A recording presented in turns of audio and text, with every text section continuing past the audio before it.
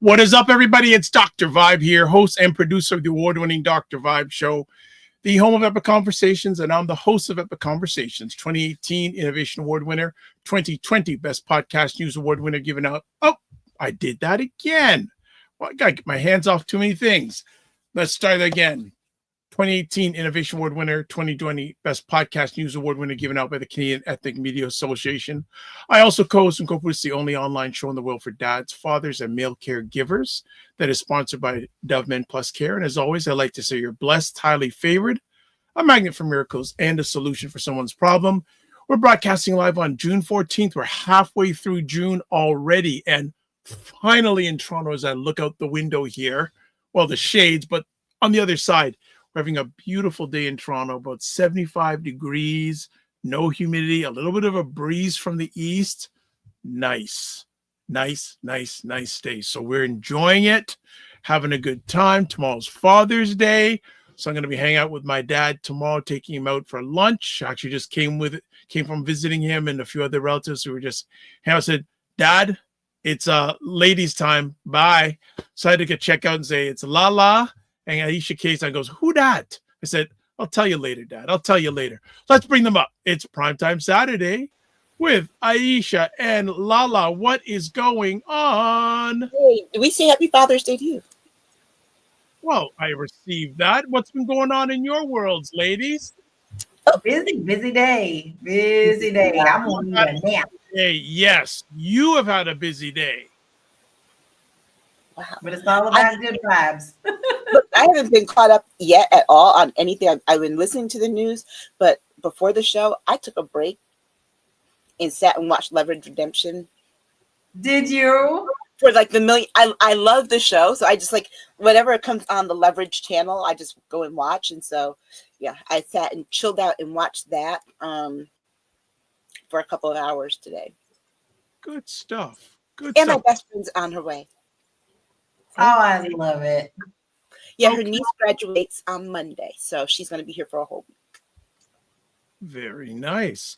What do I want to ask the ladies? Give me a win that you've had over the past week. A win?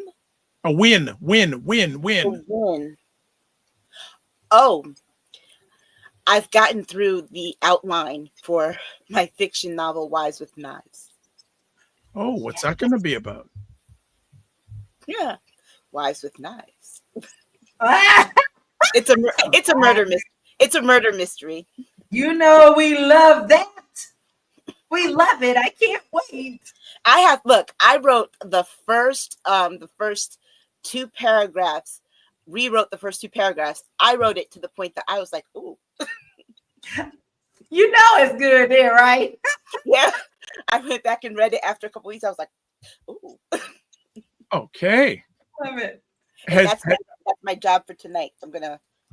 Well, I just want to if I have your permission to interrupt, I want to say thank you. There's a number of people already logged in watching this live, so we want to hear from you. So please put the comments. LaLa, what's a win you've had this week?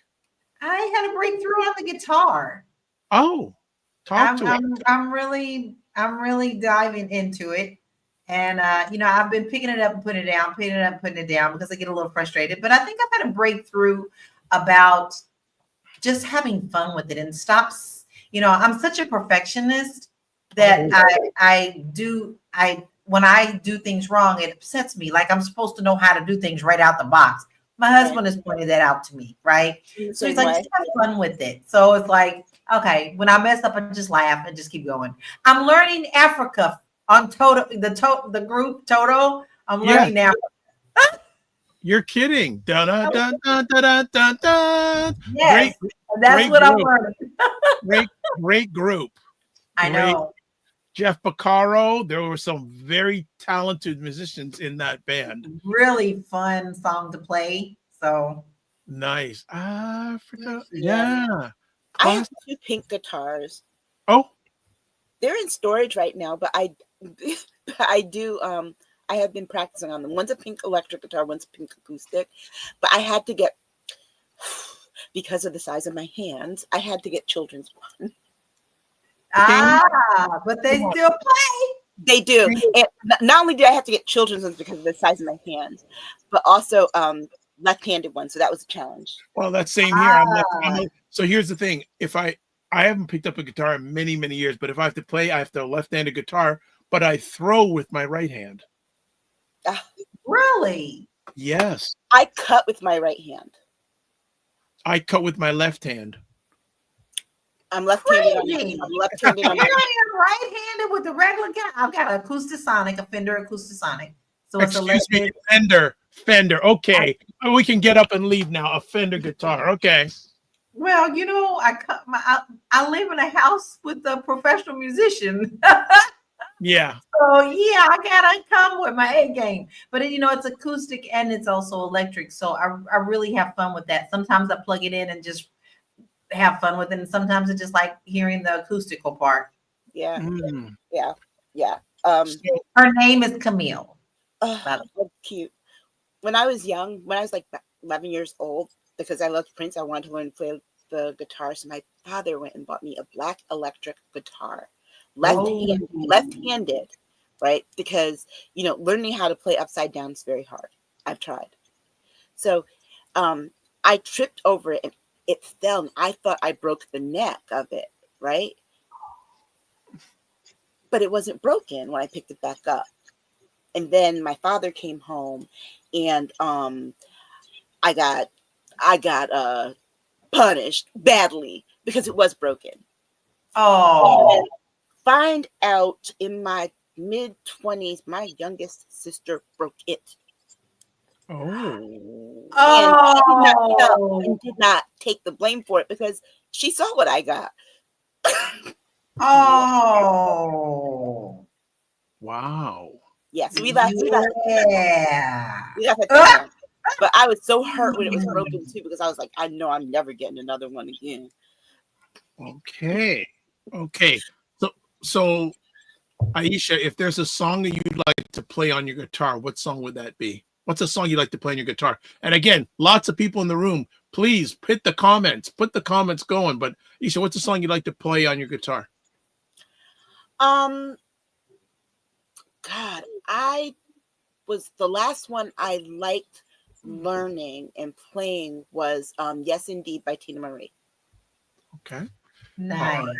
So LaLa, other than Africa, what's a song you'd like to play on your guitar? Call My Name by Prince. 100%. All right. Well, we'll cut it short because last week we went so deep. But we should mention, since we're talking about guitars, the passing of Sly Stone. Yes. And our wonderful friend Jill Jones did a really wonderful tribute to him on her Instagram. Really did. Yes. Really, really, really good tribute. Really a pioneer, just so much about him. Suffered a lot with in his life, but you know what? He still brought forth a lot of good stuff. Music just lives on, period. Did I share it with you guys on Instagram the live performance he did with Jesse Johnson? Yes. No, but I remember seeing it like on Soul Train and a couple of other things back in the day when they did the song Crazy together. Yes, I love that. What's a great mirror. And I said, wow. I actually was just listening to that song last week. I said, there's a little bit of, I'm hearing some Prince in that. Yeah. Well, you two are Princeites. Did they ever perform together? Who? Sly and Prince. Sly and Prince? Not that I can recall. Okay. Maybe not publicly. I know they met at one point, but I read about that, but I don't know. I think it might have been kind of difficult to balance him and Miles Davis at the same time.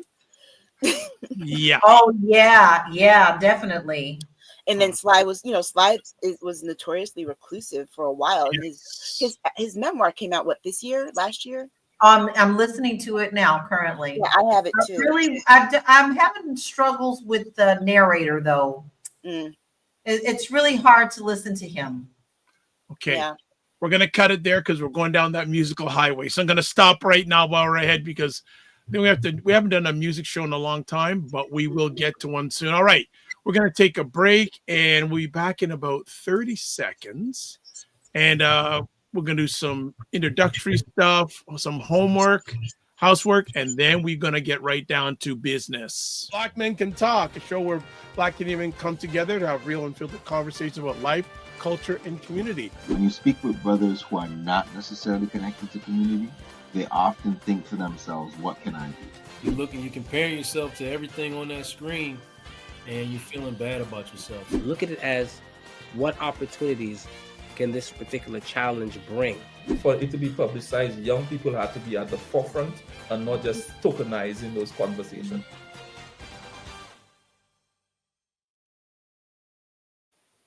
There you go. Black Men Can Talk on Sunday evenings at 8 p.m. Eastern, 5 p.m. Pacific. I don't know why my family feels like sending me videos to laugh at when we're in the middle of the show, but they always do. All right, let's do some housework instead of the funny work. Girlfriends Chat with Aisha, LaLa, and Jill Jones at Patreon. Used to be, but now it's on Substack. Check it out there. Primetime Saturday store with all things Primetime Saturday. There's the link there. Join our Discord group. Email me at dr.vibe at the drvibeshow.com or click on this link that you see, and I'll also be sharing on the platforms that I'm broadcasting this live or replay. Subscribe to the Dr. Vibe Show on YouTube and hit the notification button. And also follow me on Facebook, LinkedIn, and Instagram. And I should also TikTok, since I have someone managing my TikTok account for the next few months. LaLa and Aisha know who that is. And then advertise your business, product, or service on any of the platforms I'm on. Email me at dr.vibe at the drvibeshow.com. Indie Soup TV, powered by Dr. Tachi, getting near 30,000 YouTube subscribers in 14 months of operation. You'll see content from here and other independent content creators on that platform. Then the comments, as I said, there were comments are coming in, so let's get this going. Number one fan, Jen Meyer, says hello. And she says, are you guys left-handed? Even-handed. Even-handed. Sorry, even-handed. I am even-handed. Yes. I haven't heard that term in a long time. Someone that LaLa knows. Gloria. Yes, Gloria. Hey, Gloria. Gloria is actually in LA, Long Beach area. Okay, well, we're getting to that soon. Yeah. She goes, hi, my friend LaLa. Okay, LaLa says Aisha and Dr. Vibe, not me. All right. LaLa says, thanks for coming in, Gloria. Enlightened Being says, I missed last week, but watch the replay. Great stuff. Thank you very much for watching the replay. Oh, Regina's in the house. Just returned from 3 separate No Kings events today in my community. Okay, we're going to get to that in a minute. Regina! And yes, and Aisha says, I have right hand for my symmetry and cutting only. And Regina says, great energy out there on the street. Okay, so guess what we're talking about first? We're not talking, no, we're going to talk about Minnesota. The unfortunate incident that happened in Minnesota last night. Minnesota Democratic House leader killed in a politically motivated attack. She was killed and her husband was killed. This was this morning, actually. Yeah. Okay. In our home, and what we know so far is that there was the one that was killed. She is the Speaker Emeritus, so she had been Speaker at one point. She's not, but she's still in office. And then there was also another state representative. Him and his wife were shot but not killed. The first one, she was shot and killed, as was her husband.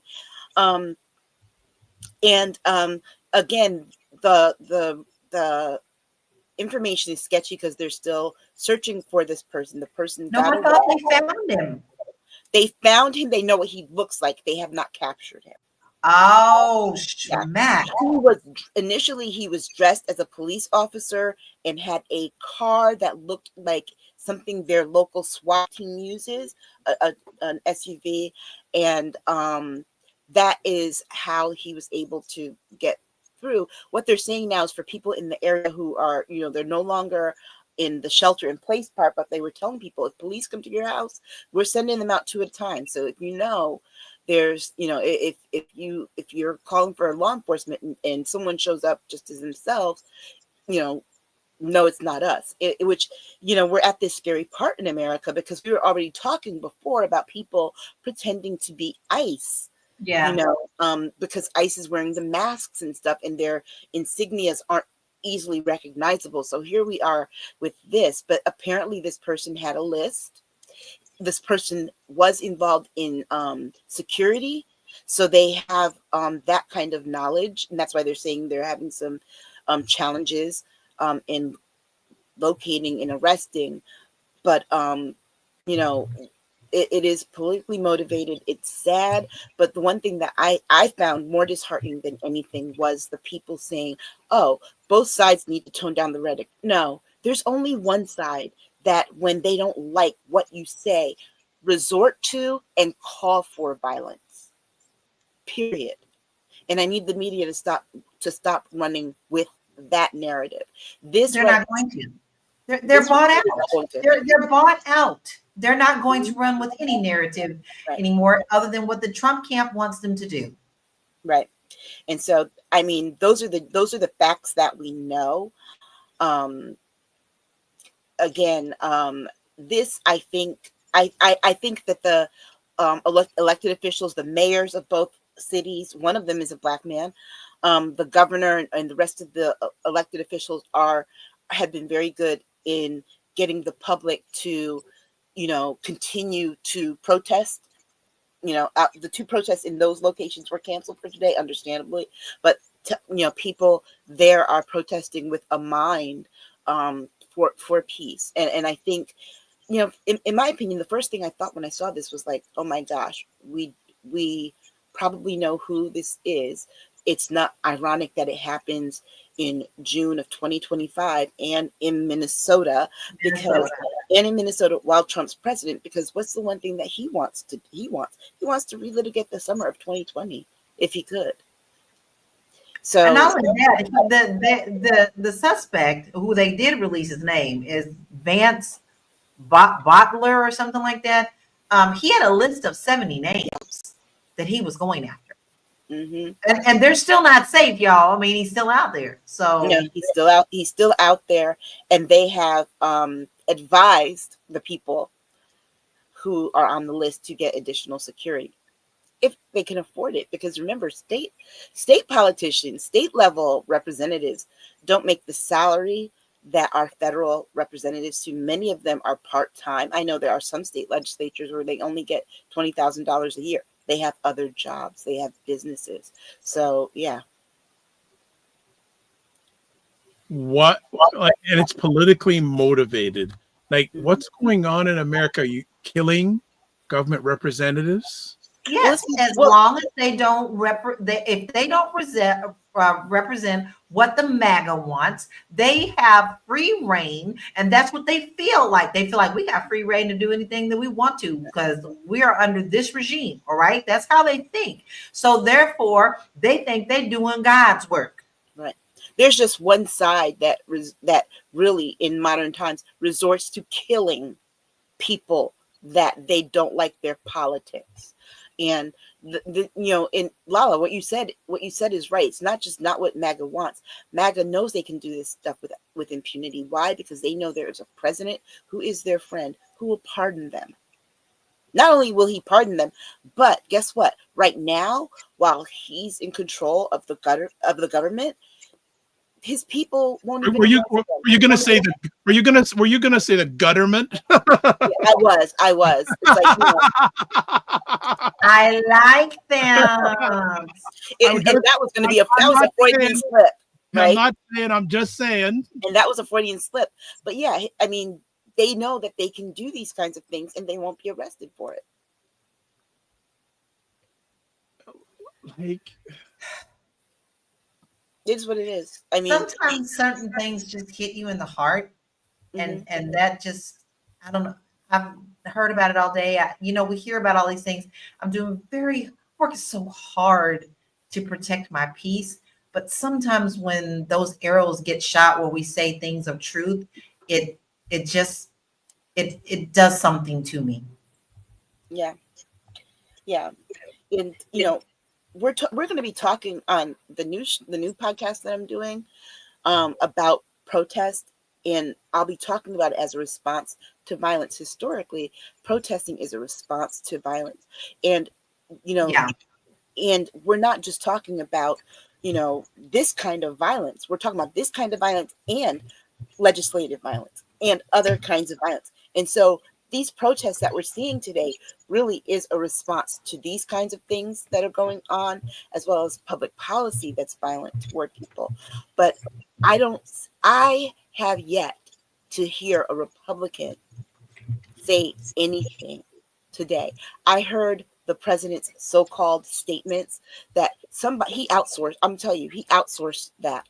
No one in his realm would ever write that. He outsourced that. Of course. You always know when he does. Because you always know when he does, because it makes sense. Because everyone in his realm is programmed to speak like him. So he definitely put this out to someone, maybe a lawyer or someone who, not necessarily any lawyer that works for him, but someone who, who's going to say, hey, you need to say it this way, this time. Somebody who's not MAGA. Somebody getting paid. Maybe his daughter. Could be. Could be. Oh my gosh. But first, most important, we want to express condolences to the families that they're involved with this tragic incident. And how many more of these do we have to hear about? No matter what level, whether political or non-political, how many more do we have to hear about? Just Enlightened Being says, and he had a list of many he was going after. Mm-hmm. Also, we have here, let me just get down to this. Regina says the masks need to go if local cops don't have masks and have ID clearly visible. So does ICE. We're gonna get to that in a moment. Don't worry. We're gonna get to that the ICE stuff. We got a whole pile of stuff of what's going on on the left coast in Cali. Ladies, anything else you want to say about this tragic incident? Well, it's unfolding. It's unfolding, definitely. But I definitely also don't want us to move on without acknowledging Ananda Lewis, who we also lost this week. Yeah. We will take that on the end. Okay. Let's take that on the end. I didn't even know, but I knew she was sick. Yeah. Okay. Let me just. Yeah, we'll take that at the end. All right, let's go. Oh boy, California. Yeah. Oh, okay, hold on. Let me get on the screen.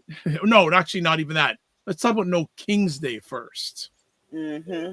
And I know Regina, you said you just came in from stuff there. So anyone who's watching on the Dr. Vibe Show YouTube channel, I like to do the interactive thing whenever we have a chance. So I have something that's open-ended for people to answer and saying, what are your thoughts about No King's Day? Ladies, go ahead. Well, I mean, so far the protests look great. People are coming out, rain or shine. And again, peaceful. This is put it this way. Between our first story and this, Donald Trump is not getting any news coverage right now for his little thing, his little parade, his little $45 million parade. LaLa, what were your thoughts about this day?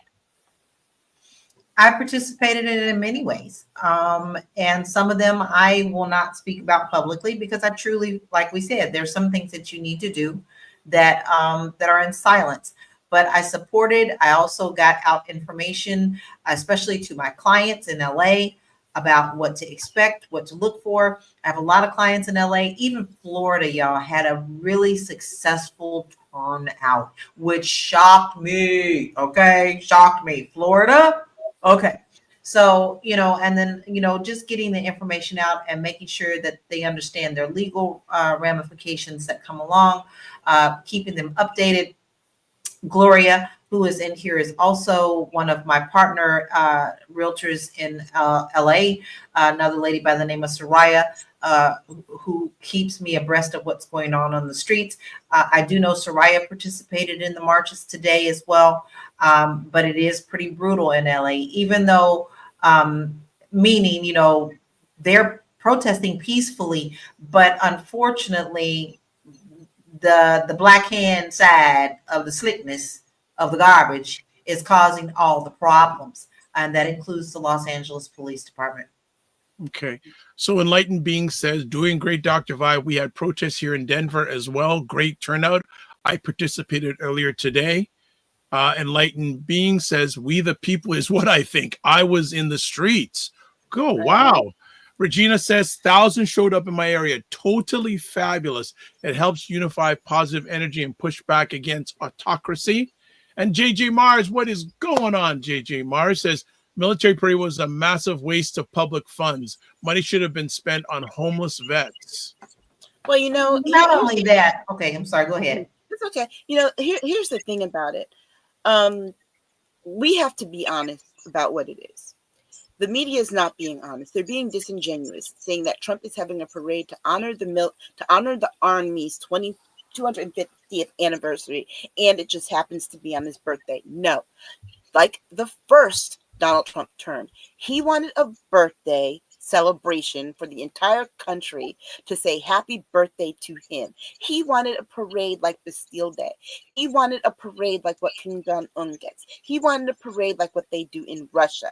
He wanted a parade that celebrated him. Because if this was just about the celebration of the Army already had celebrations and exhibits and tours and conversations planned across the country. There is no need to centralize it and have a parade. The Army actually doesn't do parades like that to celebrate them. What you do see with the Army is that you get the leadership of the Army parading to celebrate the troops. Okay, that is how they usually do it. And if this was about the Army, there's no need to give this man a five-time draft dodger a U.S. flag encased in glass. You know who has one of those? My mom. That she got that because her biological father served in the military. Okay, and when he passed away, she got that. You know who else got that? My great grandfather's wife got one when he passed, and my grandmother got one when he passed because he was in the military. You don't get one of those just because you are president of the United States. And what he did, dictators do. But dictators do. And what he did was he wanted to have a birthday parade. So he went and found a national cause or anniversary to celebrate.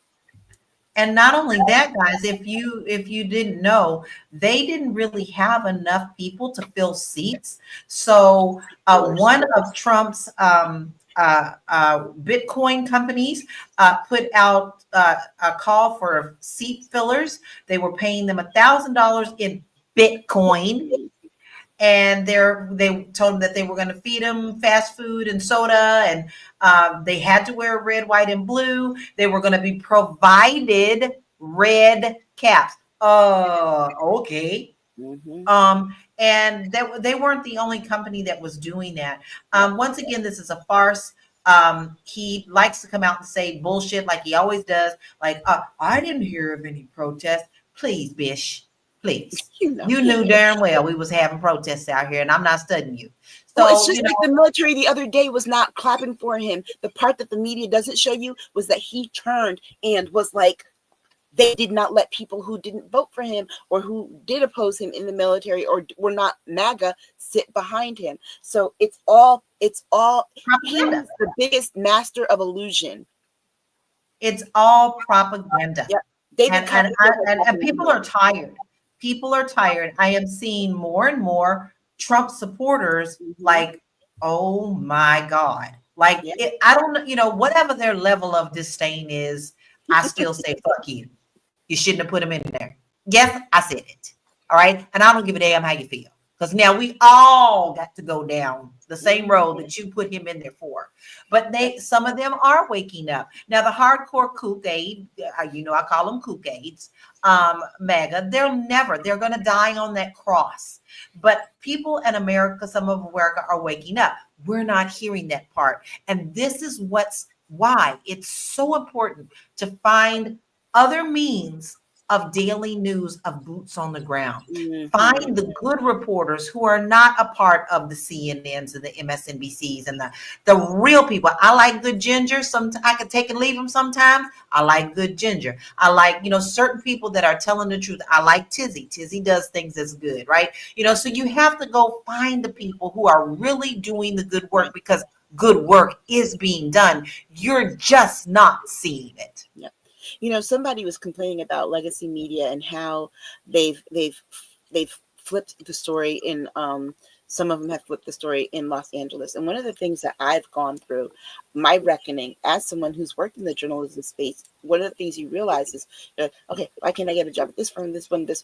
The reason is because legacy media doesn't just mean legacy in that it's been the traditional mainstream and it's old. It also means a lot of the people that work in legacy media are legacies. They are children of journalists. They are children of filmmakers, children of musicians. Their grandfather was a journalist back in, this time, or their mother wrote a feminist book or whatever. And this is how they get access to these platforms. And we're wondering, like, well, why doesn't the New York Times hire this business? Because that person doesn't have the connections, period. And when you know that about legacy media, that it's the legacies writing it, you realize that the media, what they produce, is really designed to keep them in that little space. The same way we look at, how the 1% remains the 1%, because they pay for politicians like the one that we have. Also, I've said this before, and I've given this reference before. The alt, there is many alt National Park Service and alt Department of Education. These are people who work for these departments who have managed to pull their resources together to report to us true things every single day, and kind of hide themselves so that it's really hard to find who they really are. So if you want to be kept up to date, those are the ones I suggest that you follow, because they have such good information that you're not going to hear about. And then later on, you find out when regular media decides they want to report it, that they've had this information already out to you 2 or 3 weeks ahead of time. Right. Okay. Yeah. Regina says, 3 months ago, I began protesting with my indivisible group. Maggots would come by and annoy us. Lately, no maggots buzzing about. And Indio Loco says, a race that's barely human to each other calls itself kings and queens, pure victims of weakness, jealousy. I don't know about that comment, but I'm going to. The way I'm taking it is positive. They eat each other alive. Yeah. And if you do one thing, somebody always wants to one up everybody, even though they're on the same side. They're the most miserable bunch of people I have ever seen in my life. They're all under this banner, but they have just as soon turn around and stab you in the back no sooner than they think they can get a one up on you. Well, my problem is this. It's the they want to be oppressed so bad. Like it's fun. Like you get a check for oppression. If that's the case, my goodness, I'm 50 years past due. They act like it's fun because, here's the thing. Do you not listen? Look, if Black people got everything we wanted out of civil rights, there'd be no need for us to still be talking about reparations. Exactly. We wouldn't have poverty. How about that? Yeah. In our community. Oh boy. What is the end result of No King's Day March? What's the next? End result. No. There is no end result. We, the people, we don't stop until we get what we want. And that is the corruption out of the White House. Now, listen, we ain't stupid. We know that there's been corruption in the White House for a very long time. This is different. This is someone who is under a racist regime, who wants to be a dictator and wants you to bow down and kiss his ring. We said and we mean that we over here, even though it ain't been perfect, all right, it's not perfect. We were built on a shaky ass foundation in the first place. But the premise was no more kings.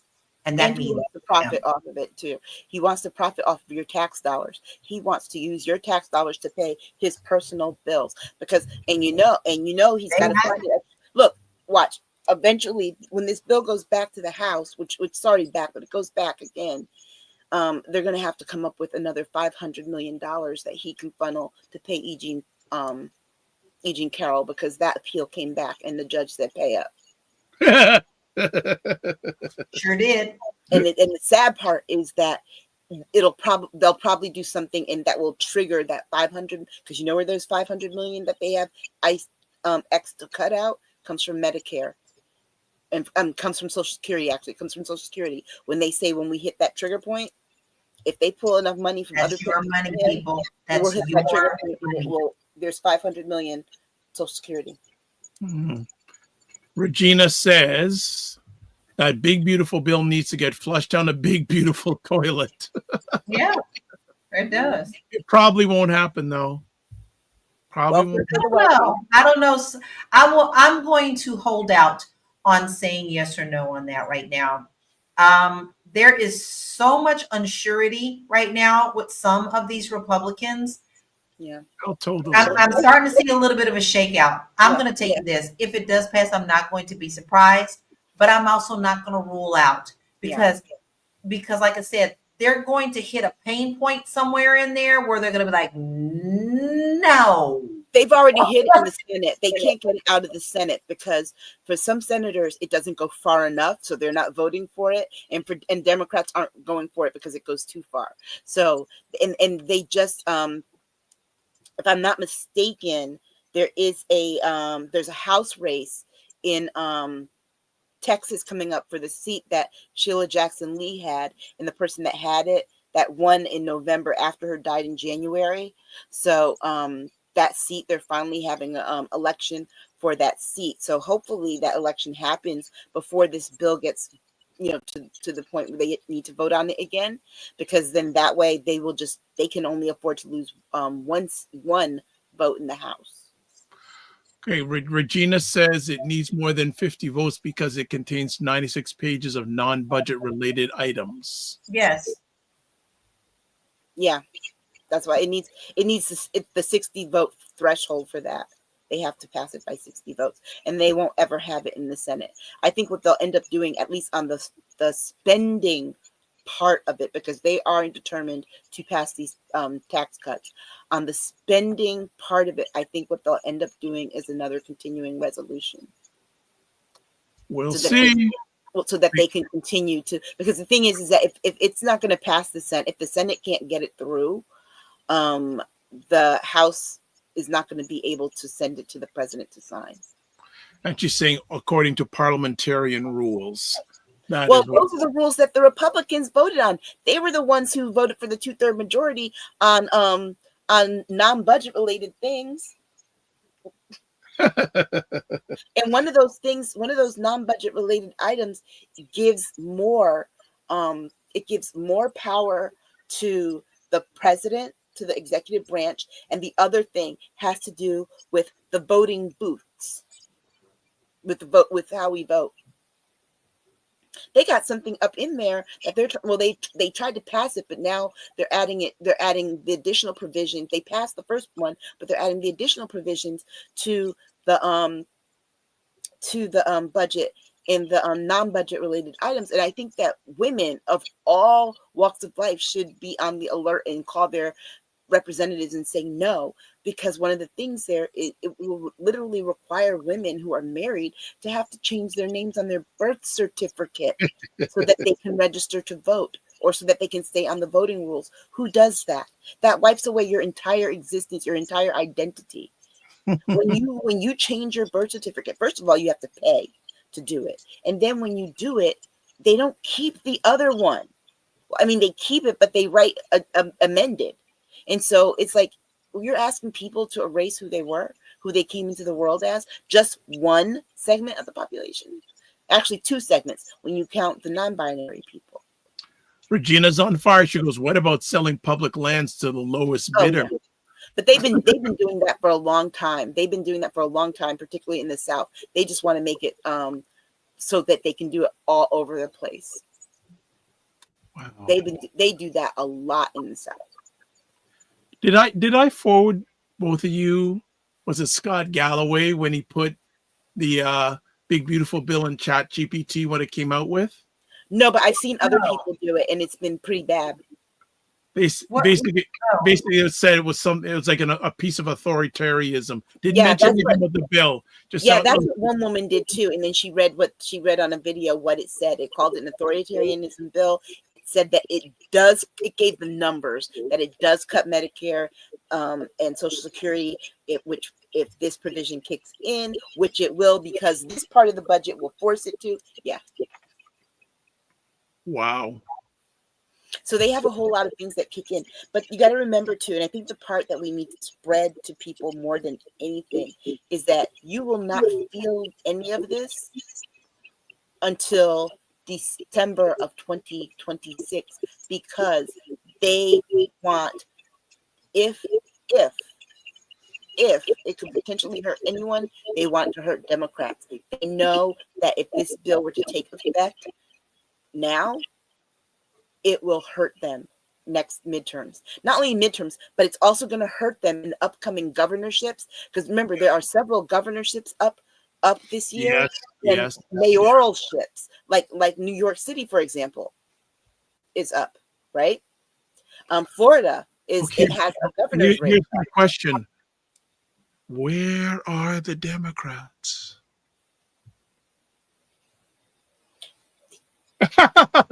Well, no, I gave some thought to this, right?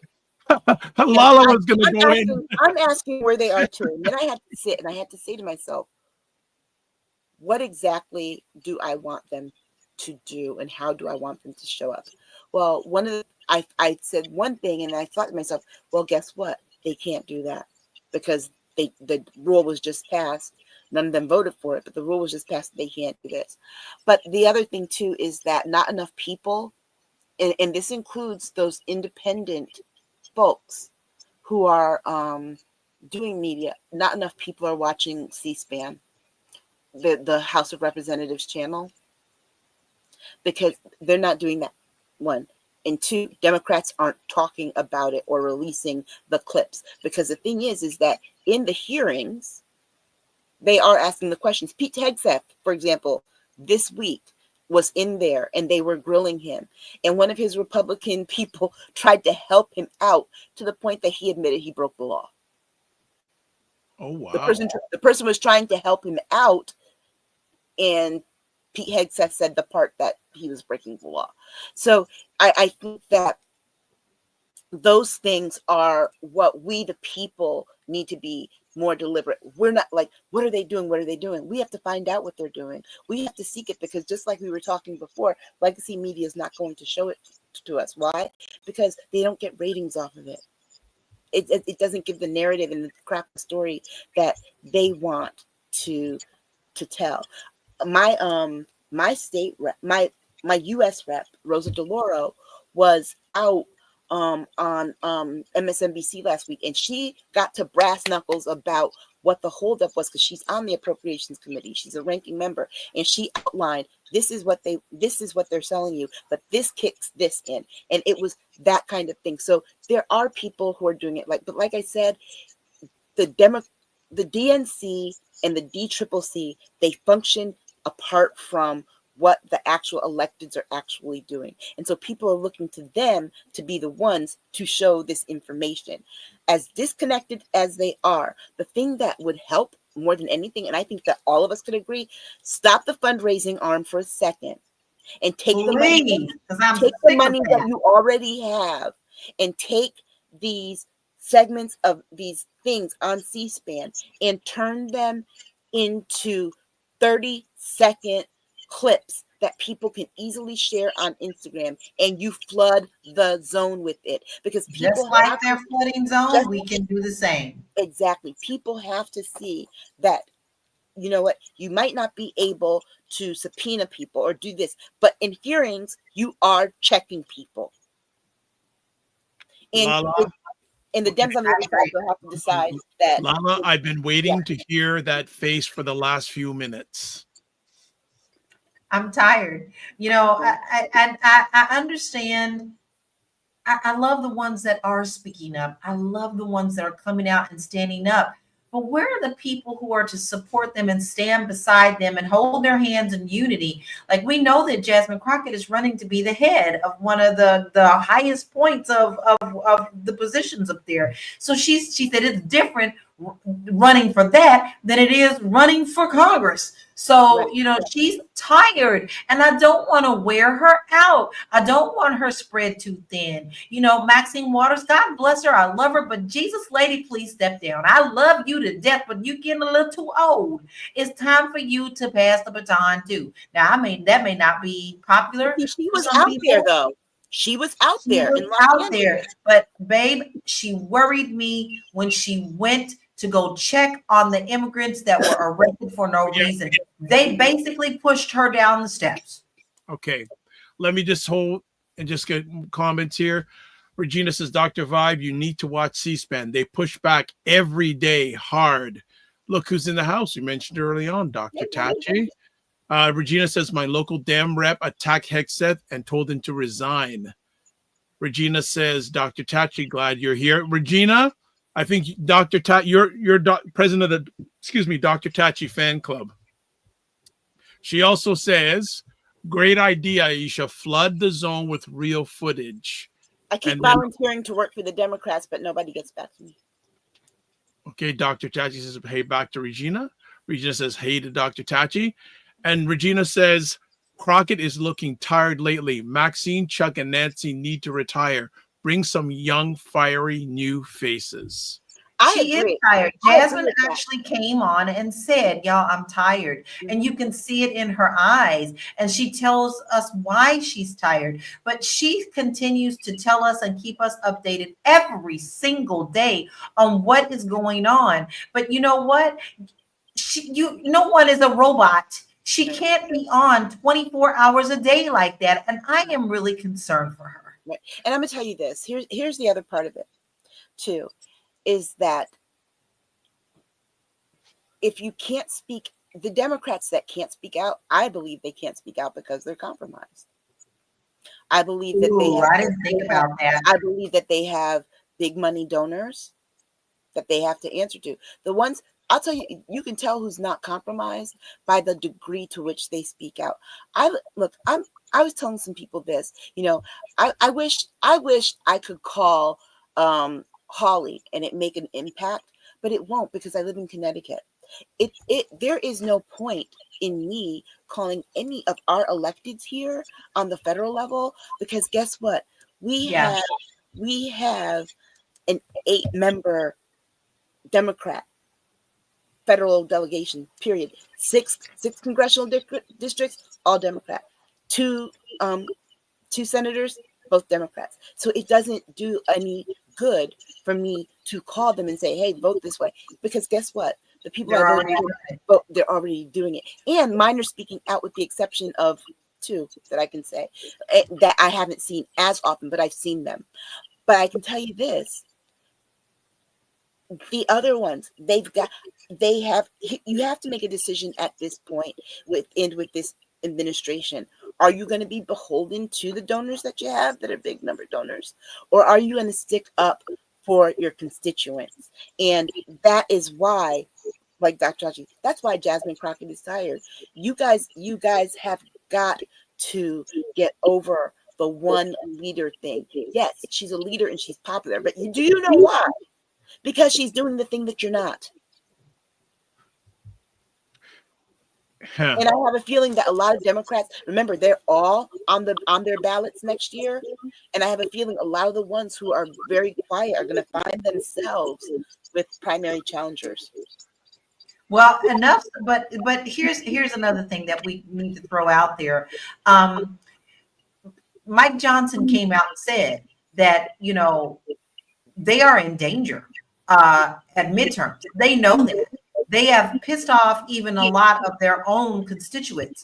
So he came out and gave a dire warning, talking about if they don't win in the midterms, then everything that Trump has done has been cut off at the arm. Well, hell, if you're listening right, that tells you what we need to do. Because if they're worried about it, speak up. Then we need to continue the course. Yep, and if they're worried about it, that's permission to be louder. Okay, let's get some more comments here. Greetings, Destiny Savory from the Niagara region in Southern Ontario. Good to have you here. Dr. Tachi says, part of the problem is our system is predicated on one person or few people being the leader. Thus, the populace does not take the responsibility for affecting change. Also agrees with saying, hence why Jasmine Crockett is tired. Regina says, that red-haired chica from New Mexico, Melanie Stansbury, is also great at pushing back against the GOP hypocrisy. You know, it's what Dr. Tachi's point. So I'm going to take it here because if you're a Gen Xer, you remember this. Remember when in 1984, you either had to like Prince or Michael Jackson, but you couldn't like both, right? That's because the belief was that there could only be one black man that was at the top, okay? Just one. And that's pretty much the way that we look at leadership, right? Why can't they both be great and we love them both for different reasons because they're two different artists? Well, guess what? That's how we have to look at leadership. There are a lot of people who are good at a lot of different things. Whereas Jasmine Crockett, she's good at being, at the law part of it and breaking that down, but also calling the truth out for what it is. But then there are other people who are good at other things, and they should do those things. And if your thing is not necessarily being upfront and out front, why are you an elected official? Because part of the job is that you speak on behalf of the people who elected you.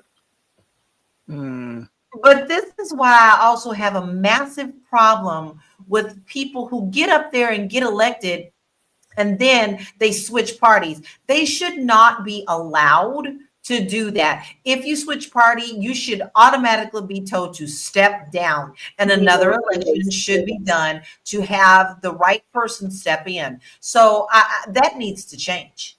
Yeah, I agree. I think that, and that's at any level. I think that if a person does that, they automatically forfeit their office and we go into a special election. All right. We need that as a rule because too many people do it too often. And granted, you have the freedom to choose your political party, but not at the expense of the people who voted you in. Okay, and Regina says Mike Johnson looks like the classic stalker closet perv. Ouch. Also, Dr. Chachi says, absolutely. As she would say, switching parties once you've been elected is the biggest bait and switch Ponzi scheme I've ever seen.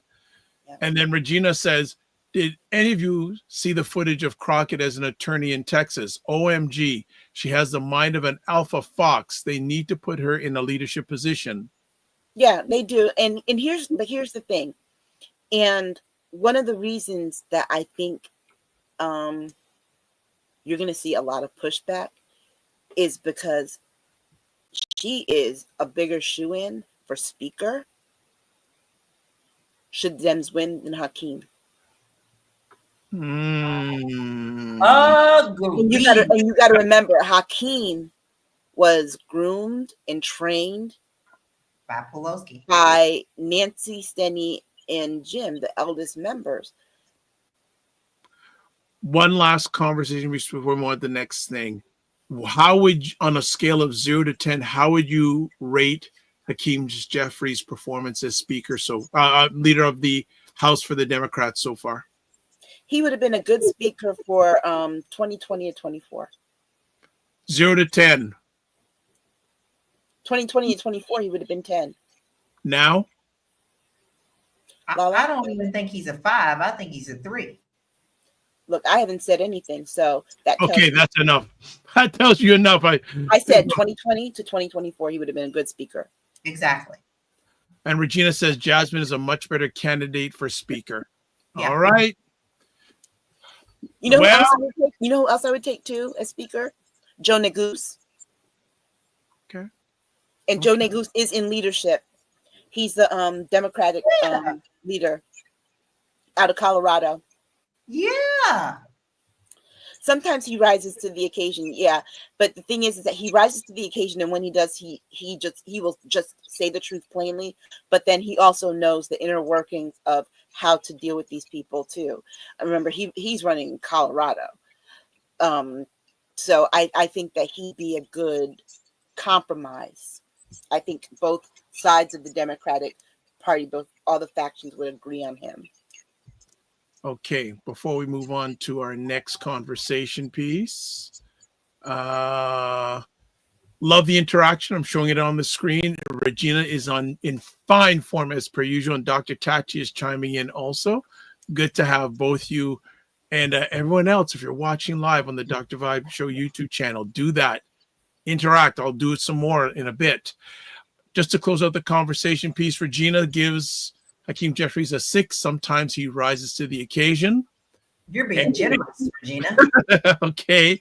And Dr. Tachi says, Regina, I agree. So they give a 6. All right. But nobody wants a speaker that has to be forced into it, because remember, there were times when Nancy Pelosi probably should have stepped up better than she did, and she had to be pushed into it. All right. I think we need a speaker that can see the moment for what it is and jump ship. Still another comment here. Girl, Dr. you says, know he doesn't make speeches. Hakeem makes raps. Major, that's about it. All right. He does All right. style raps. Okay. We're done on that one. Let's move on to our next conversation piece. There's a whole lot just on this, and then all that's going on in California. Senator Alex Padilla, Democratic, is forcibly removed from U.S. Department of Home Secretary Kristi Noem's news conference in Los Angeles. That's one story, but there's so many other stories to this. Who wants to jump in? About the lie first? The what? The lie first. There's video. Yes, I saw the video. This is how this happened. There's video. He announced who he was with the video. He did not lunge any place. They forcefully came and moved him out. And then there's video taken by his people as he was being let out, showing what happened afterwards. The video started to go viral on social media. And then within moments, Kristi Noem was on Fox News lying, saying that he did not identify himself, which he did. That was the first thing he did. And that he lunged at her, none of which we saw. But we know the Fox people won't see this. Here's my thing. Y'all, Kristi Noem was in the House of Representatives when Alex Padilla was Attorney General of California. I'm sorry, when he was part of the representatives there. But him being governor, the big reason we know who Alex Padilla is, because who did he take governorship from?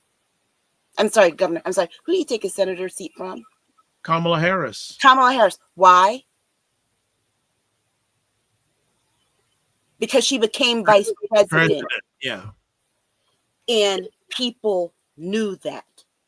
People knew it was a big thing because they had to have he was appointed and people were waiting. Who is he going to appoint? Republicans had already said who they wanted him to appoint, even though they knew he was a Democrat. Kristi Noem was in Congress for like 13 years before she became governor. Okay? But here's the other part. When you work in some kind of government, whether it be state or federal, and you go into a state and you are going to be speaking in that state, you know who all your counterparts are, and you know who is the leadership there. Not only that, his office was in the building. Her people escorted him into the press conference, asked him if he wanted to go in the press conference to watch, and escorted him in. It's a federal building, okay? So he wasn't just some rando who walked in the federal building unchecked. They knew the same people that arrested him were the people who escorted him in. So he didn't just barge in. So Kristi Noem is fabricating lies. She's fabricating untruths, things that did not happen to cover her behind because it looks bad. It looks bad. And everyone that knows Alex Padilla says that he is the most calm spirit. So none of what she said. He is. He's very calm. He's powerful, but he's a calm man. His demeanor is very calm. Right. And I thought that Karen Bass actually had the best comeback. My mother said she had a double meaning in that when she said, hell, she didn't even recognize Kristi Noem. And she said, and I spent 10 years in the House of Representatives with her. She said, I recognize her, not just her attitude, but physically, because Kristi Noem. Yes, she did say that. She had several things done. Okay. I also want to bring out this point because I think it's very important. You were talking about Noem, who came out and condemned and was speaking so passionately about how when Biden was talking about doing this and people wanted to encourage him to, to have the military come in and all that stuff. And how dare he do this? And I find it very disturbing. And then under this leadership, she came out and she praises Trump for doing the exact same thing that she, condemned Biden for.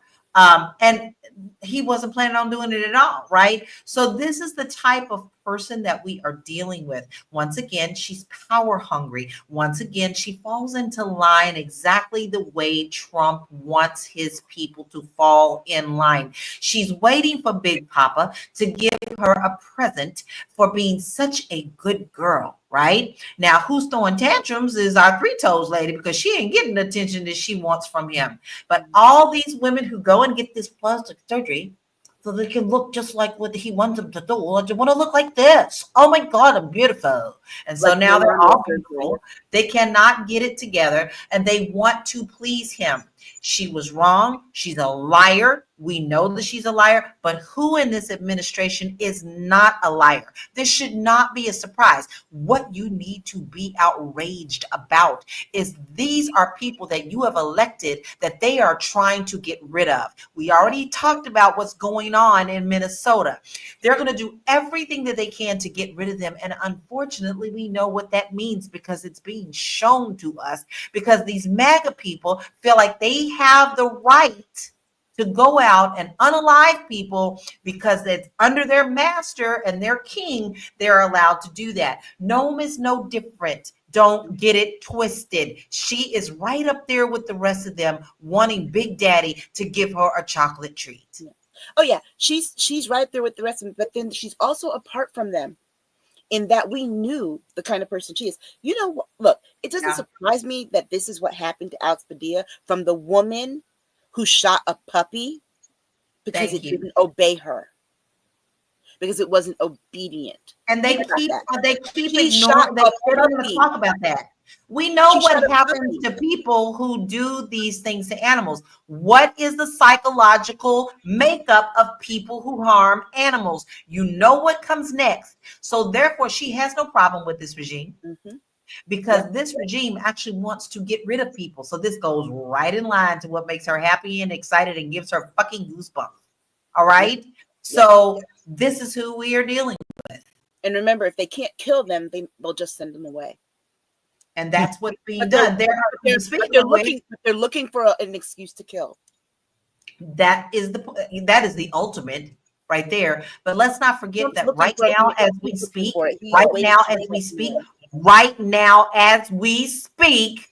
there are people who are dying. They sent them to Africa. They are stuck in a container in a war zone. And there are people who are dying and in danger right now because of MAGA. In a container, in a shipping container. And if you don't know what those look like, when they show what the shipping containers look like in California and that are dwindling down because of the tariffs, right? Go have a look. Go have a look. That's what they have no air conditioning. Those things are hot as hell, y'all, because the sun hits them directly, and it's just like you're being baked in an oven. Because that's all. It's a metal box. Exactly. No windows, no air, no ventilation. Let's put it in context, Aisha. What did they used to do to slaves when they wanted to punish them? They put a couple thousand at the bottom of a hull of a ship, laid them up side by side, and they just for months. So here's the thinking. Here's the thinking behind it, right? Cruelty is the point. Cruelty is the point. It was the point the last time, and now it's retribution and cruelty. Now it's retribution. They want to punish you now. Yep, on steroids. Okay. With no guardrails. Do you want? I'm actually going to play a bit of the video of that arrest right now. Since he wasn't even arrested. He was just. Show people what happened. Manhandled. But it's a power move. Yes. Mm-hmm. Yes. Oh, yeah. In the same week that the representative out of New Jersey was indicted. Okay. Let's show the event. Tonight, chaotic moments during a press conference by Homeland Security Secretary Kristi Noem in LA. To every single person that has been able to do this. It all began when California's Democratic Senator Alex Padilla started interrupting her from the back of the room.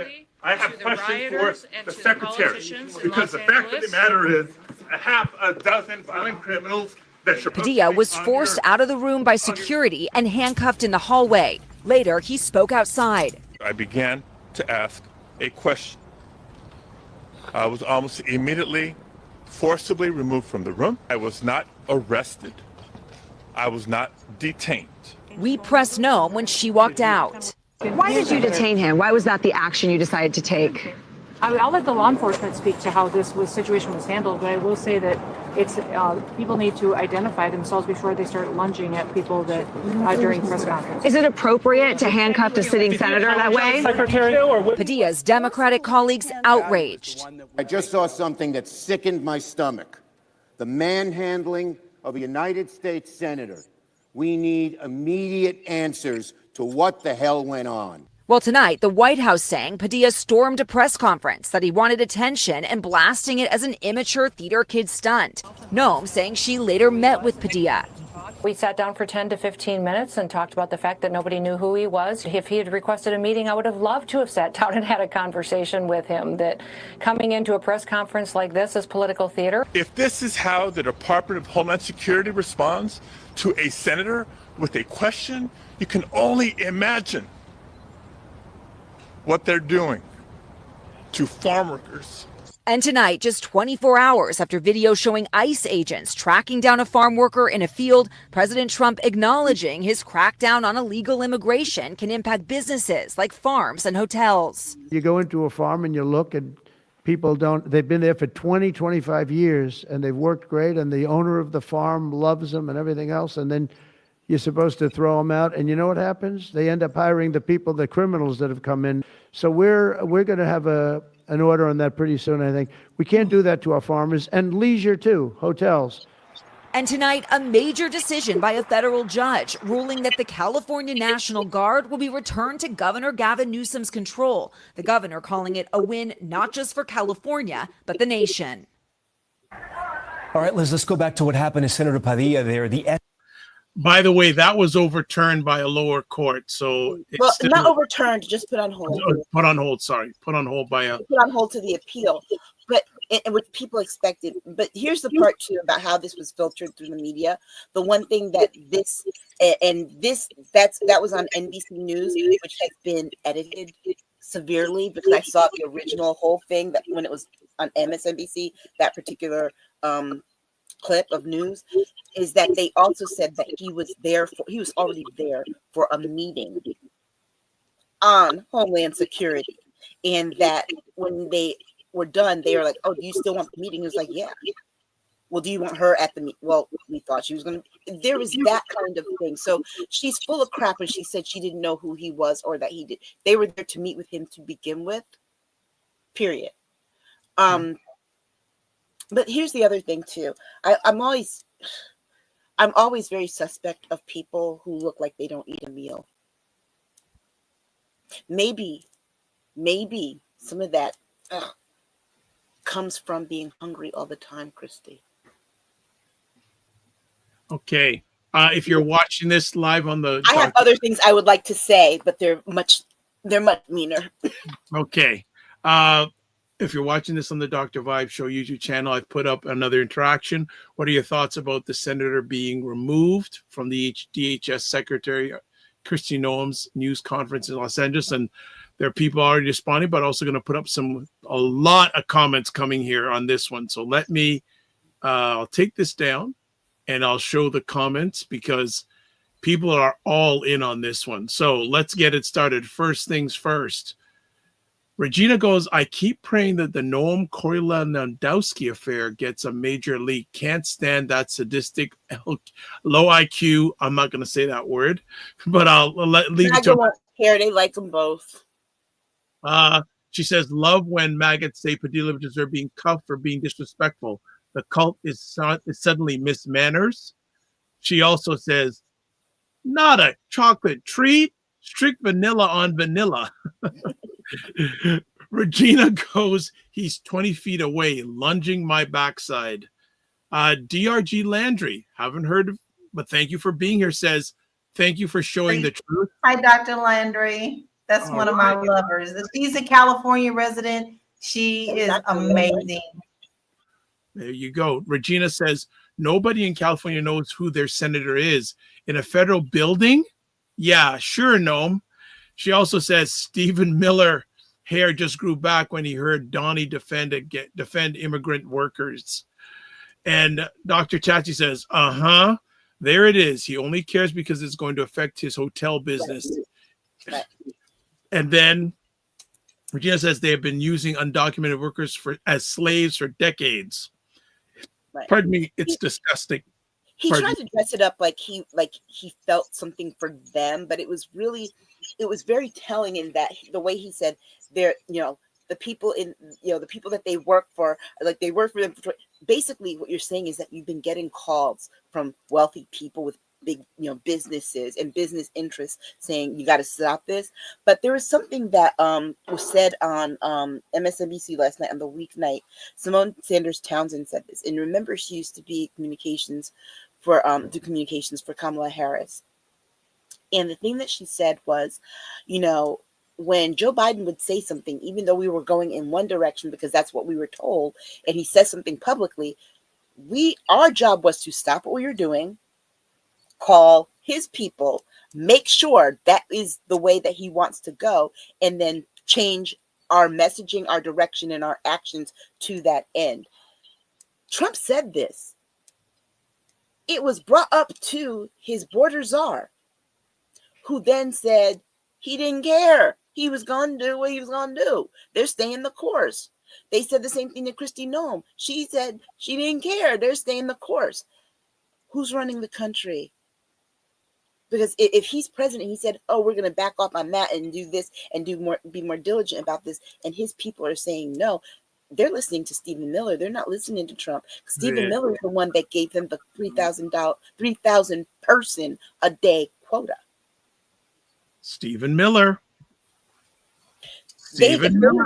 Most recently, they picked up a woman who was going through her immigration process. Her baby's 9 weeks old. Her husband is a Marine, a U.S. Marine, like the Marines being sent out to California, and he has to bring the baby there every day so she can breastfeed. But mind you, she's not undocumented. She just doesn't have citizenship, because the thing of it is too, is that if people are doing, we have to change how the wording, because when people are showing up to immigration. They're doing their check-ins. Why are we still calling them undocumented? To me, people who are undocumented are the people that you don't know about. So what do you feel then about this whole situation going on in California? Like, it's bull. It's not only bull. Let me tell you, this is a personal attack because Newsom fights back. And how dare you fight back to a wannabe dictator who wants you to fall in line? Now, listen, I don't always agree with Newsom. There are some things that Newsom has done that I'm like, what the hell side are you on? But I am very proud of him for standing up and really calling out the numbers and really telling people what's going on. Love him or hate him, he's a good leader for California.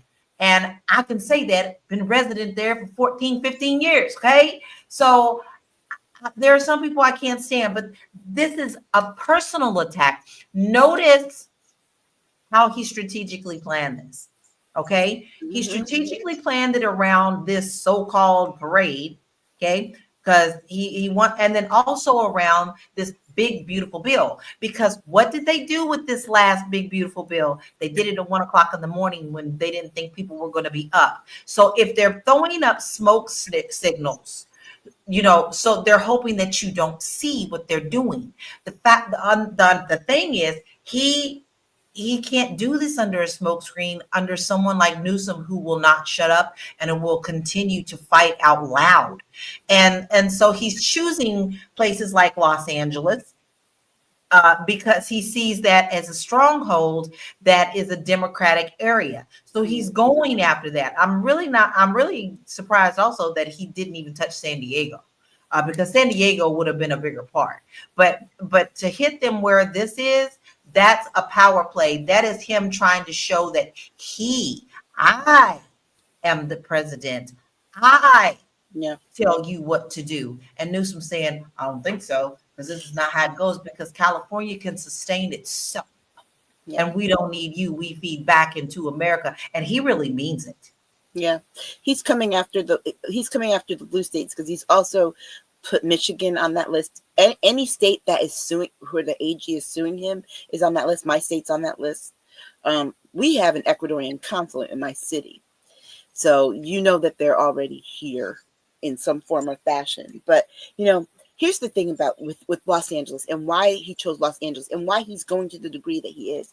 He already has the biggest city in the country under his thumb with Eric Adams. He controls New York if he wants to.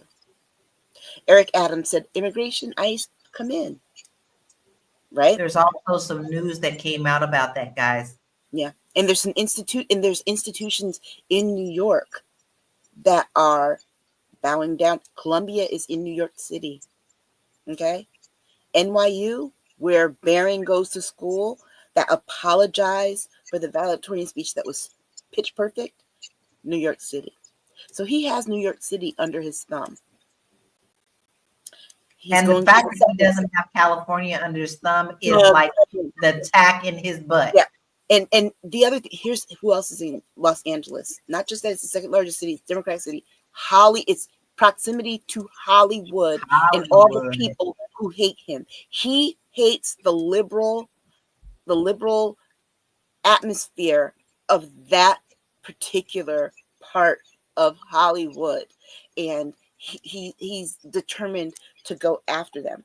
But also, I'll tell you this, the biggest clapback by Newsom was when Sarah Sanders, who really should have checked her own stats first before making this comment, but she was saying how, you know, Arkansas is a much safer place and this and that than California because whatever, and we have no problem letting ICE. Newsom tweeted back at her, your state has double the murder rate of California. So you might want to check yourself before you wreck yourself. Right. And let's be very clear. Anyone who's in California, I have friends there. LaLa has friends and family there. Anyone who's there will tell you, what do you mean that 3 blocks I live 100 miles away in Los Angeles. I live 100 miles away from that. There's nothing going down there, and I wouldn't have known there was anything going down there until I saw it on the news. It's happening. You know what it reminds me of? It's these things only seem to happen at night. Yeah. What happened at night 5 years ago? And what did we learn about who was doing that violence later? Oh, baby. Makes you wonder who's doing this violence now. Exactly. But that leads into what I do want to discuss. Now, Dr. Landry is there. She's got boots on the ground today. I know that she was participating in a lot of things, and she has some really good comments. I hope that we can get to her comments as well. But I do want to let you know that here's one of the things that happened.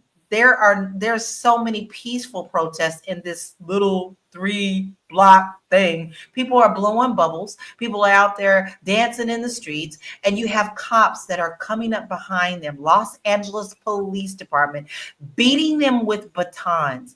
Then there is a curfew, right? Because Newsom is strict about this curfew. He's not playing around. He's like, look, when it says curfew, y'all get your asses out of there and go home, right? Well, people are heeding that. They are getting ready to leave. And as they're leaving, they're being corralled by the police department that will not let them go. And they hold them until the curfew hits. Then they arrest them. Yep. Oh, and the police are also damaging their own cars. They sure are. It's on video. Okay, some more comments. Noam is already out of her budget allowance, Regina says. The whole mess is disturbing. Dr. Tachi says he also has a lot of animosity toward Hollywood because he wants to be one of them, because they have rejected him. This is also retaliation for that. Also, he did your 47-minute appearance at the Kennedy Awards this past week. Okay, Ms. Landry says it's not right. California is a trendsetter. What goes on in Canada, California goes across the nation. We as California citizens are not shutting our eyes to the bull. We are not backing down. Also says, I have been on the streets and we found that paid agitators who are causing discords. Like during the George Floyd protest summer 2020. We have to think about it in these terms, as he's doing everything he can to provoke so that he can do the thing that he wanted to do the last time, but Millie kept him from doing, which was to shoot at the crowds. That's why he federalized the National Guard. That's why he brought in the Marines. Marines are not trained to deal with crowd management. Marines are not trained to de-escalate. They are trained to kill. That's exactly what, and especially the Marines. Now, let me also interject here. Go ahead. They are being sent. They're already there, guys. They're in Orange County right now. And they're on hold until they get called in. But they're not being treated properly either. They're on the floor. They're on the ground. They don't have anywhere to sleep. They're not being fed properly. They're not being taken care of as they should be. Okay, this is what he thinks of the military. He thinks that they are at his beck and call, and you do what I say, but you don't really matter. And the National Guard's not being paid because he didn't put the orders in properly. So, and mind you, National Guards people, I've known someone in the National Guard. She worked for the U.S. Post. I knew a paramedic, National Guard. This is what they do. They have real jobs. They do this 1 weekend a month, unless there is an emergency. So they are being called from their real jobs, which means they're not getting paid, and then they're not getting paid for their service. But here's the thing: why should we expect that? Why should we expect that from someone who dodged the draft and is finally getting his military accommodation today in a self-aggrandizing parade? You know what? I got to give a big shout out to the LaLa family today, because a lot of them have joined in today. I want to likes given by Bart M. Van Patten. Yes. Gloria liked it. Danielle Asselin France. And then Stephanie Michelle. So the LaLa posse is in today. And Soraya. And there is Soraya. Soraya, I called your name earlier, my friend. I called your name earlier. Thank you for coming in. Under this assumption that there are bad actors out there, these are the ones kidnapping, the ones agitating. I participated in the protest today in Long Beach, California. They poked the wrong bear. Mm-hmm. Oh yeah, and you know what? And here's the other part too. If for nothing else, I need the governors. At least they probably won't be heard, but at least the Democratic governors, because the Republican governors are too coward to do it. But they should at least be concerned. If you're not concerned about your Democratic voters, at least be concerned about your Republican voters, because there are people who are dressing up, yes, as ICE agents, and they are kidnapping and raping women. They're robbing. Yes. They're robbing people, and some of them are sex traffickers. And they are kidnapping. You're worried about trafficking. You just gave the traffickers a disguise. Okay, before we move on, two last conversation points. Did you hear this story? And I'm going to read it. Cuban American Enrique Torrio launches an app that turns immigrant hunting into a business. Well, no, I'm not surprised. But before you read that, I'm not surprised when the federal government just released a sign that says, protect yourself, protect your neighbor. Here's how you tell on people, report. Well, it said Enrico Torrio launches Ice Raid, an app that rewards users with cryptocurrency for reporting immigrants. Human rights. Once again, cryptocurrency. I wonder where they're getting whose currency they'll use. I'm not saying, I'm just saying. Well, but the thing with cryptocurrency, you forget, is that you don't necessarily have to have it in order to create it. Yeah. He is proud to announce he has assumed the role of Ice Raid Czar for IceRaid.us. Ice Raid is a Web3 app that helps crack down illegal immigration. The best part of it, we pay you for making America safe again. That's the second part of what I was saying about the that sign.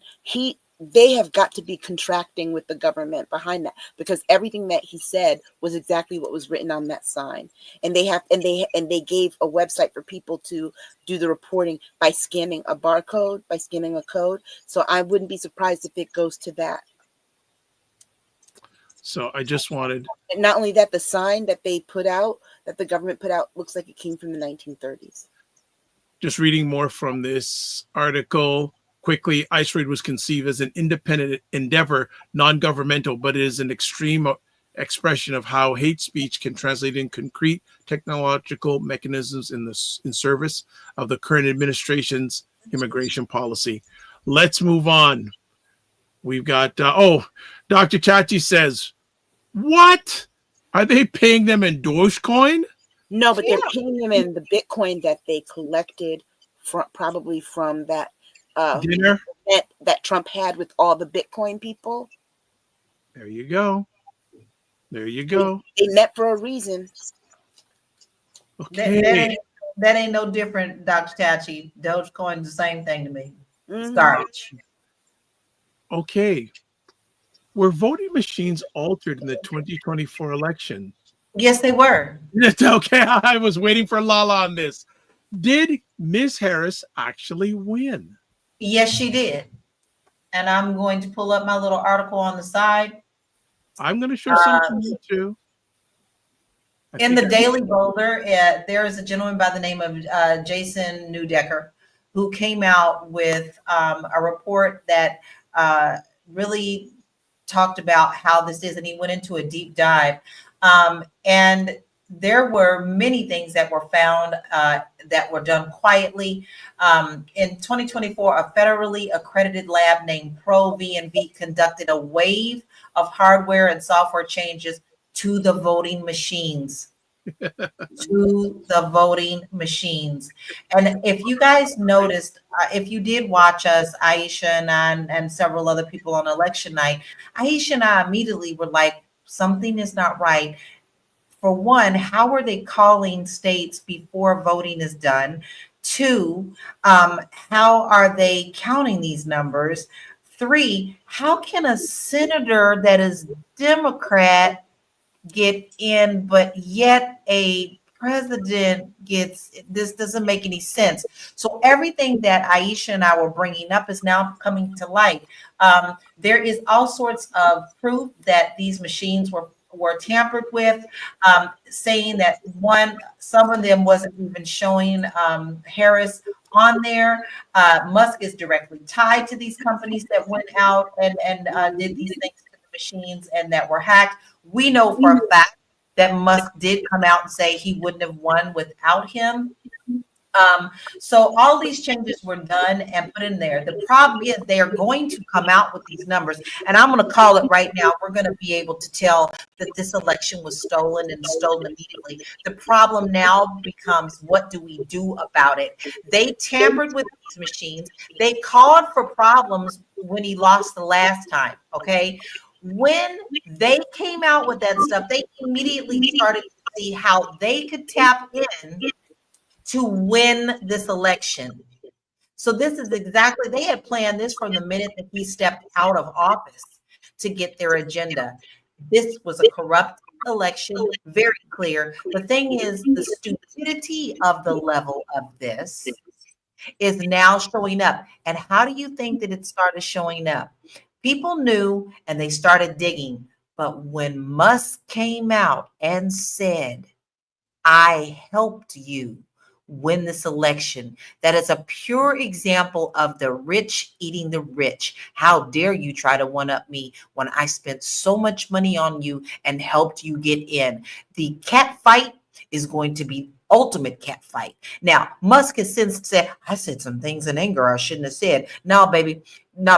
You got threatened, and now you need to know you need to strap your child to you 24/7 like you've always been doing, because you scared that somebody's going to take you out. Someone has said that, but you don't let the cat out of the bag now. This election was rigged. This election was stolen, and it's going to be proved. Our president should be Kamala Harris. I'm fighting freaking mad. I'm sorry. I'm so mad. I'm actually crying. Aisha, you got to mute yourself. So the problem becomes this: when this information comes out, and the information will be there and the proof will be there, what does the court do about it? And the reason I say that is because Congress is not going to do anything. Congress has basically abdicated their responsibility to Donald Trump. Okay? So what does the court do about it? Because at this point, Kamala Harris, she doesn't have to vote. Who will take that on? It will be the swing states that all have Democratic AGs. They'll take it on because they were most impacted. There's no way that this man won every swing state, and every Democrat in those swing states for Senate also won. Because remember, Senate is also a statewide race. So the people who are voting for the presidency are also able to vote for the Senate. It's not by district. Okay? So it's going to be interesting to see how, when the proof is there, how we go about rectifying this. Because we're going to be in a position where we've never been before. And, Trump will complain, well, I won the 2020 election. It was stolen from me, and no one went in, and no one went in, and you know why? Because they were afraid that the proof wasn't there, that they would lose. Here, the proof will be here. These AGs, they're not gonna go. We know who Tish James is. My AG, William Tong, let me tell you, he is suing Avello right now for breach of contract with the state of Connecticut over their Trump deportation flights.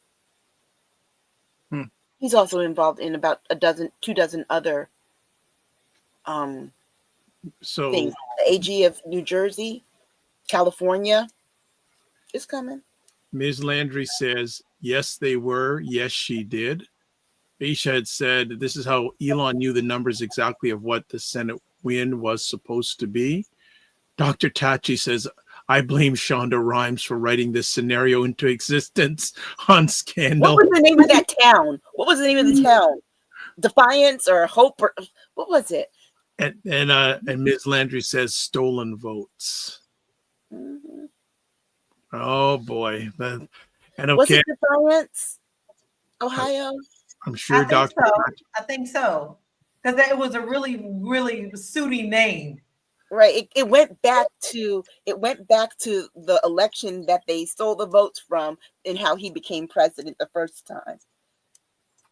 Okay, well, Dr. Tachi, I'm sure you being the media extraordinaire you are, she goes, I think it was Defiance. Yeah, I'm gonna have to go back and watch that storyline of Scandal because I remember that storyline. Okay, good stuff. All right. LaLa, you wanted to talk about something about we losing a wonderful person. Yeah, I do, because I think it's really important for us to address this. And I've addressed it before online, but Ananda Lewis, we lost her this week to breast cancer. If you don't know who Ananda Lewis was, she was a very popular VJ on MTV, as well as a big part of BET Life. Okay, she used to do a show called Teen Summit. Ananda Lewis was only 52 years old. Her death could have been prevented if she had been a little more educated. And she came out and said this. First, she came out and she said she didn't want to have mammograms because she watched her mother have mammograms, and then her mother ended up still dying from breast cancer. And so, one, that runs in her family, obviously. Two, she also said that, she thought that it was the mammogram radiancy that caused cancer. So she was under the illusion that this would harm her more than help her. So when she was diagnosed, she went the holistic route. However, she was already way past stage when she was diagnosed. Now, she also battled during her treatment. She lost her insurance during treatment. But in the end, she came out with a very important message for all of us. And that is to listen to the doctors, listen to the science, understand your options. She said she would have done it completely differently. Now, that's everybody's choice to make if something like this should happen to you. But if she would have had her double mastectomy at the time that they suggested it to her, she could still be here for her son today. The sad thing is, the day that her son was graduating, as he was graduating middle school, she crossed over into the other realm. But she left us a very positive message, and she left a beautiful light. Go get your tatas checked, y'all. The minute that I heard about her, I've been putting it off myself. I got to do it. I got time, blah, blah, blah. No, the day that I listened to her message, I made my appointment, because it is that important. And this goes for men too, not just women. We must take care of our health so that we can make the right choices for our health. So Ananda, I know you hear me. I want to say thank you for showing your journey, sharing your journey, telling your truths, and then helping us to see that we need to do what we need to do for our own health. So into the light, my love. We love you, we honor you, and you will be missed. Yeah. Ananda was just, if you watched Teen Summit, it came out when I was a teenager. So I grew up, watching her. She's only 2 years older than me, but I grew up watching that, right? A year older than me. And I'll tell you, I read her story. I think it was in Essence last month. Yes. And she was talking about it. And one of the things and the messages that I hope people get from it more than anything is sometimes our over reliance on our own research is way too it's dangerous. It's dangerous because we should research things And we're talking about things that are easily learnable, not things that require you to have an expertise like medicine. You know, as someone who sees a doctor regularly, I feel like I have a doctor's visit every week. I think that you always get a second opinion. Don't feel ashamed in getting a second opinion. But if they tell you, hey, you know, you might want to consider these options. And like the old folks used to tell us, an ounce of prevention is, you know, worth a pound of a cure. And so definitely get your screenings, your breast cancer screenings, your prostate screenings for men too, breast cancer screenings for men as well, because we lost oh gosh, what's his name? Shaft. Richard Roundtree had breast cancer. He's a breast cancer survivor. So definitely go get that. And like LaLa said, when I saw her thing, I was reminded, like, oh, I've been putting this off for about a year. It's time for my yearly. Let me go do that. Don't let other things get in the way. Like for me, it was like, well, I've got to deal with my other health issues first, because they feel so much more pressing. But yeah, this is pressing too. And she was, I always enjoyed her. She was at the height of BET and MTV when they were still music focused. And also, this is not to say that you cannot. And this is what I think is also a really important message. Listen, holistic medicine and traditional medicine can work together to keep you healthy. It's not saying poo-poo, no, don't use the hoodoo, because there is very much scientific proof behind holistic medicine as well.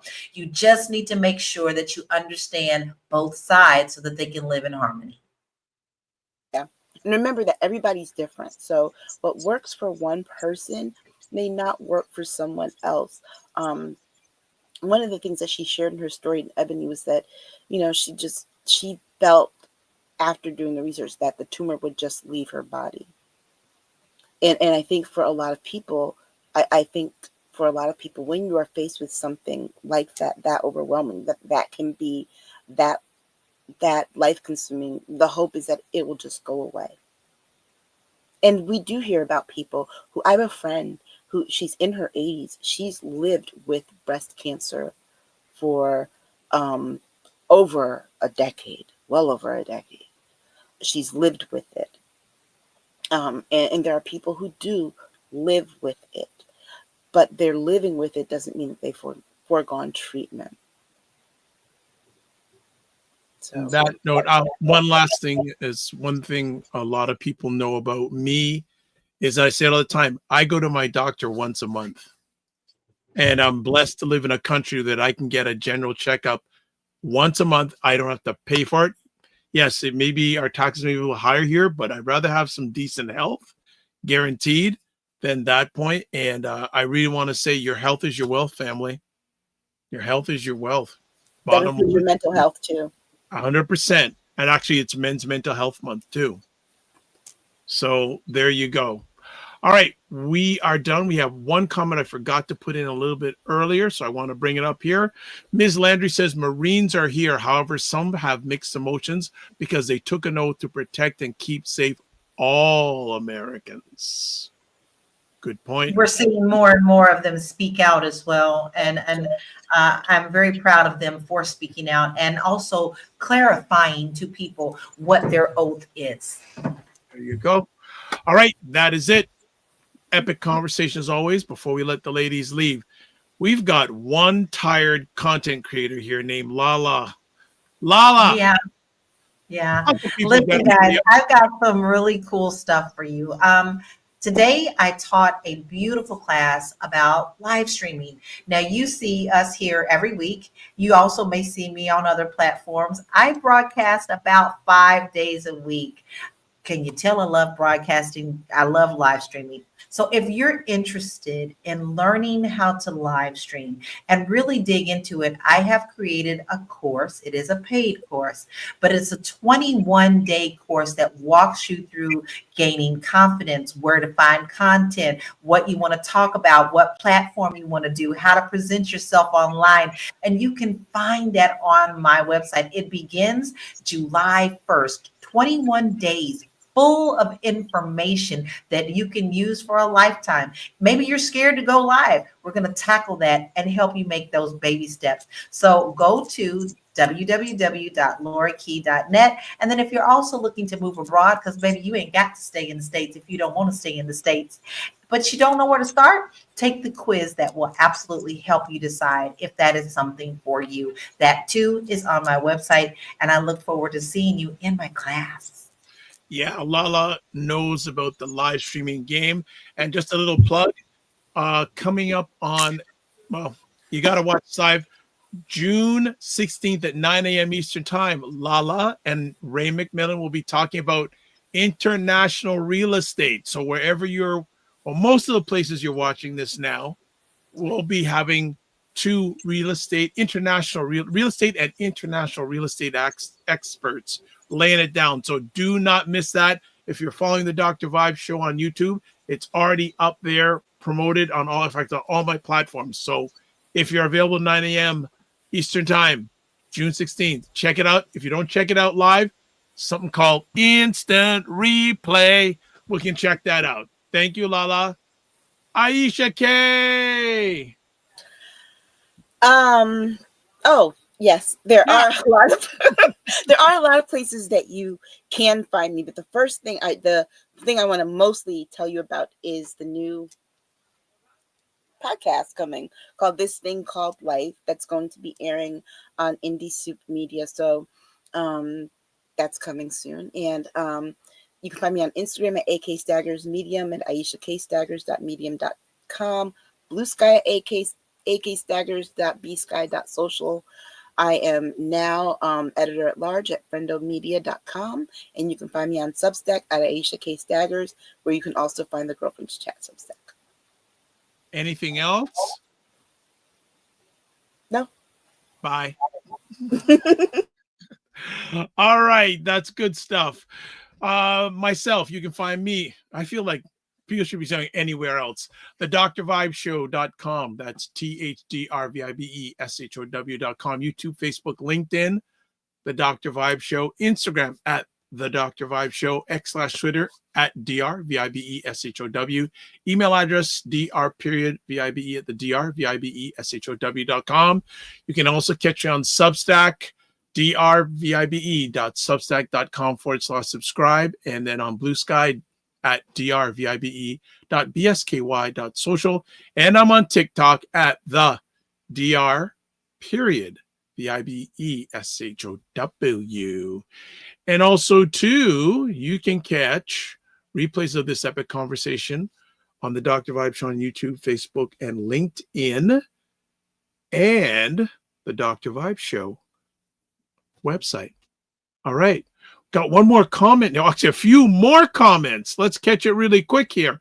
Cinema Canella, it's been a minute. I'd say it's been an hour, but it's good to have you here. And she says, got here super late. No problem. And you will watch the replay. Good. Ms. Landry, I hope you come back more often. She says, thank you all. Thank you all for the truth. Also, Ananda also dated Prince, the Purple Fam, showing her love. Okay. And he just says, after so many trashed her on ORG, April, those posts are shameful. And well, here's an interesting comment, a little bit of a different opinion, saying, the last I checked, 47 was voted in to do exactly what he's doing by the majority of this country. My only complaint is that he's not doing it fast enough. Interesting take. All right. The two ladies I know would probably disagree with you, but that's a whole other conversation. And you may want to take a look too as the second last conversation piece, how there are allegations how the last election was stolen, but we leave it at that. Let's go on this note. Let's kick it out. Live your life as a dream. If you can dream it, you can make it. Sometimes you have to get smaller to get stronger. Block assumptions. Aim bigger, aim better, aim higher, aim wider. Love, faith, and respect. Don't just manage your time, manage your energy. Remember to give yourself grace. And if you're not making money, make history. But try to do both. And as always, make it better. God bless. Peace to all. Keep the faith while good. And let's wish LaLa a happy sleep. She's had a long day. Bye.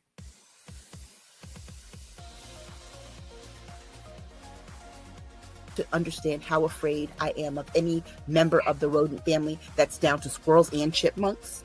Okay? I cannot stand all members of the rodent family. Rabbits, bunnies, no.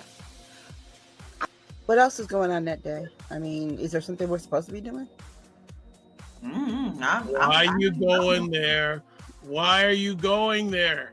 You know I'm going to ask you. It falls the same day as the inauguration of the new president. The what? Excuse me? I'm sorry? So in other words, Monday. So onesies. Now, folks, don't ever think you're going to see us all on a show with onesies on. Don't do that. You might see me. You might see me. You'll see me and LaLa because we oftentimes wear ours.